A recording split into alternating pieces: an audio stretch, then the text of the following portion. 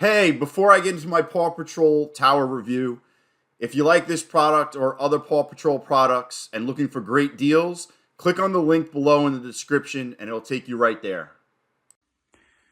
So, holidays coming up soon. I figured I'd do some toy reviews I've gotten for my kids years past. Obviously, Paw Patrol was a big one over here. We got the regular one and we got the charged up one. I will say my kids, when we got the charged up one, did not really play with it that much because we already had the other one, but I have two kids, so it was okay. I will say certain things that are great about this is it was super easy to put together. I know that's a big factor when I buy anything. It was super easy to put together. The one downfall is this rope that they're supposed to slide the pups down is consistently broken.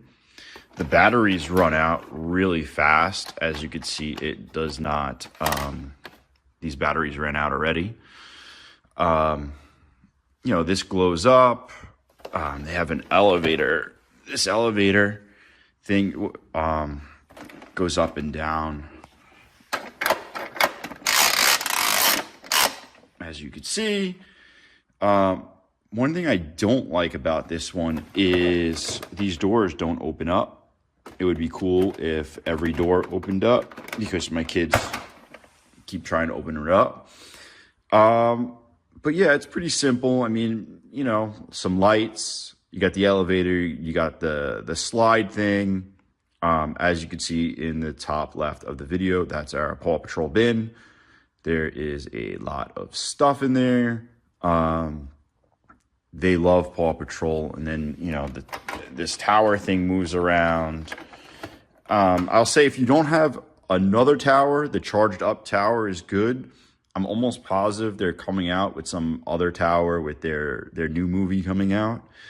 But this gift, like I said, easy to put together.